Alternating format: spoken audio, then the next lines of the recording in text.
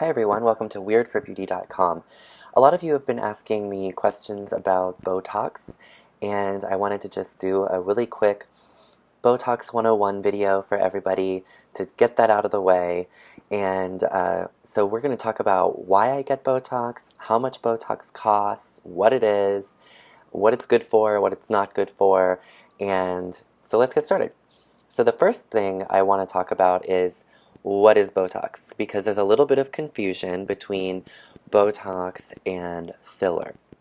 So Botox is the botulinum toxin, and what it does is when it is injected into your face, it paralyzes the muscle. So your muscles get paralyzed, and when they become paralyzed, your skin kind of smooths over.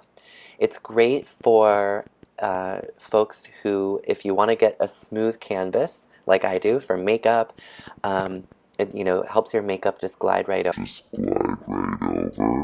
I also get it because I feel like it helps keep my features a little more feminine, which I like. So those are my two key reasons for getting Botox. I also get it to prevent myself from looking too angry because I have deep creases here, the 11s, they're called, the glabella. So these lines, it's great for these lines, smoothing them over. But if your lines are really deep, it won't completely eliminate them. So actually, it's kind of good to, if you're interested, it's good to start Botox as soon as you start to see the lines. If you do want to smooth them out, it's actually good to start early. Some people in their late 20s start doing Botox. They call it baby Botox. They just get a little bit. I started getting Botox when I turned 30, and I'm 35 now. So for 5 years, I've been getting it pretty much nonstop every 3 to 6 months, depending on how fast it wears off. So that's Botox. And the way that Botox is different than filler is that filler does not paralyze your muscles. Filler does what it's called. It fills. So if you have a really deep wrinkle here, you can actually fill some in with filler and paralyze with the Botox. Filler, of course, is good for your lips, your nasolabial folds, under the eyes with an experienced surgeon here. We'll do another video on filler. So that stuff is Botox. You don't put Botox in your lips. You do not put Botox in your nasolabial folds. Some skilled surgeons usually will do bunny line Botox in the sides of the nose to relax those muscles for people who need it. I get mine around my eyes here, here, here, and here. So that keeps my forehead and eye wrinkles.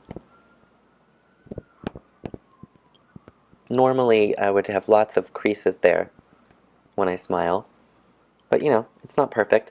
And I still have some movement here, but it's probably 80% gone, the movement. I have very strong muscles here though. So the cost. Botox varies wildly in cost depending on your location. And some people say, oh my god, never buy a Groupon for something like Botox. I disagree. Groupon can be a great resource for things like laser hair removal, Botox, and filler, as long as you check the reviews of the place. So I've used Groupon multiple times for Botox deals. Usually you can get it as low as $10 a unit. That's about as affordable as I can ever find it in San Francisco in the Bay Area. In LA or Miami, maybe you could get it down to $8 or $9 a unit. In Thailand, you could go down to $3 a unit.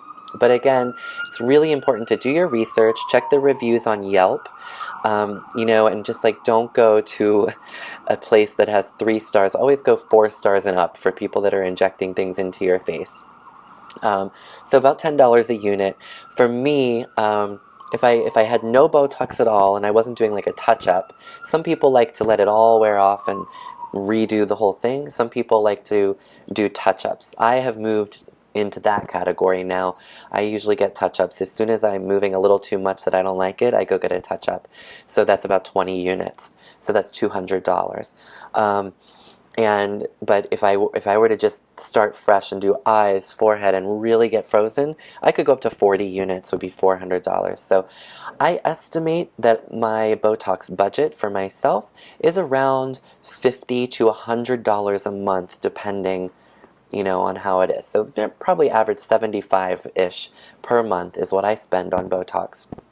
And if you think about it, if you go cheaper, go less expensive on the very basics of skincare.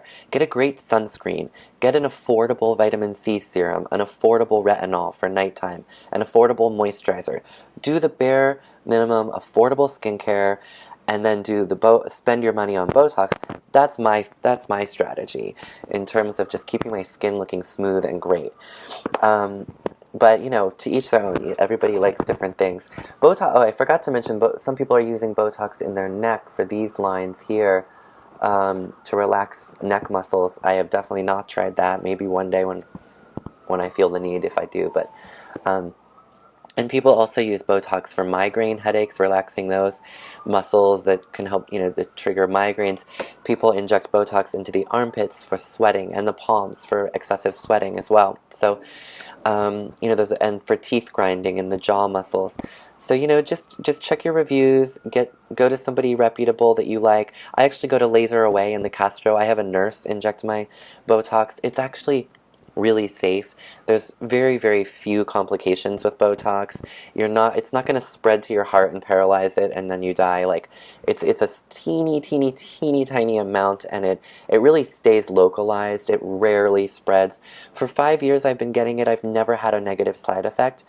You hear horror stories of people's eyelids drooping a lot or their eyebrow drooping a lot. I've never had that. I've actually only had a little bit of lift from the Botox. And if you did have an issue like that, it does wear off after a few months. So, happy Botoxing. Feel free to stay connected to weirdforbeauty.com for more information. All of this will be in our free ebook too, so be sure to sign